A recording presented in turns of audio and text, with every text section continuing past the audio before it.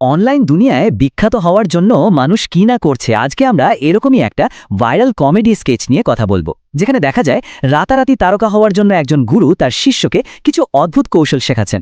চলুন দেখি ভাইরাল হওয়ার সেই গোপন ফর্মুলাটা আসলে কি। স্কেচটা শুরুই হয় এই একটা লাইন দিয়ে, আর এটাই কিন্তু পুরো ঘটনার মূল ভিত্তি। একজন একেবারে নতুন কন্টেন্ট ক্রিয়েটর একজন গুরুর কাছে এসেছেন। তার উদ্দেশ্য একটাই, টিকটকে ভাইরাল হওয়ার গোপন রহস্য জানা, কারণ তার মনে হচ্ছে এটাই এখন সবচেয়ে সহজ পথ। তো গুরু কি শেখাচ্ছেন?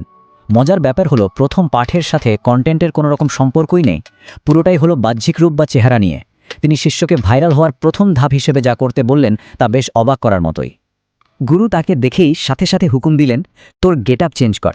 মানে ব্যাপারটা কি দাঁড়াচ্ছে, অনলাইন জগতে সফল হতে গেলে আগে একটা বানানো পরিচয় লাগবে, আর ঠিক এভাবেই এক মুহূর্তে সে সাধারণ একজন থেকে হয়ে গেল একজন তথাকথিত টিকটকার। আর শিষ্যের রিয়াকশনটা দেখুন, সে তো অবাক হয়ে বলছে, এ কি বানাই দিছেন? এই যে একটা নকল মাস্তান তাকে বানিয়ে দেওয়া হলো, এটাই যেন সফলতার প্রথম ধাপ। ব্যাপারটা এতটাই হাস্যকর যে সে নিজেই বিশ্বাস করতে পারছে না।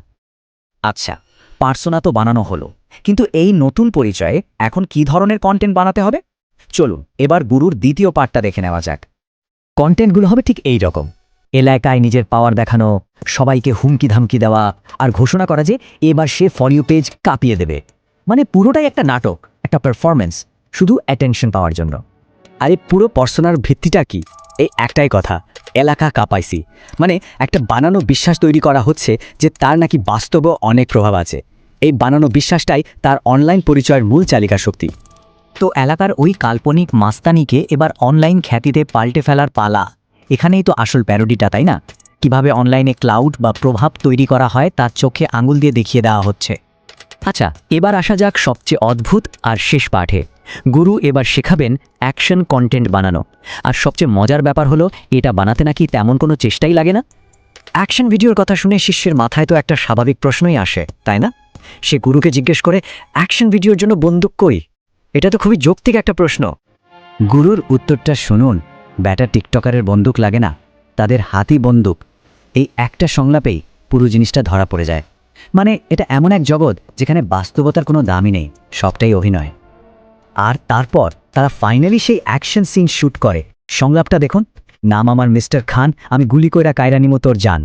এটা গুরুর ওই অদ্ভুত ফর্মুলার একেবারে পারফেক্ট উদাহরণ। তো এই ট্রেনিং পর্ব শেষ হওয়ার পর গুরু রীতিমতো সাফল্যের ঘোষণা দিয়ে দেন। তার মতে ব্যাস, কাজ শেষ, একজন টিকটকার তৈরি। গুরু একদম রায় দিয়ে দিলেন, তুই এখন টিকটকার হয়ে গেছস।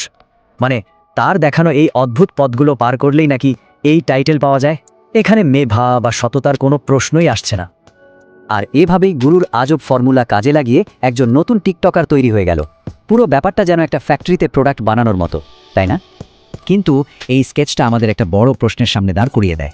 অনলাইন খ্যাতি পাওয়ার এই অদ্ভুত ফর্মুলাগুলো কি আসলেই কাজ করে? আর যদি করেও, তাহলে সেই সাফল্যটা কতটা আসল? এটা কিন্তু ভাবার মতো একটা বিষয়।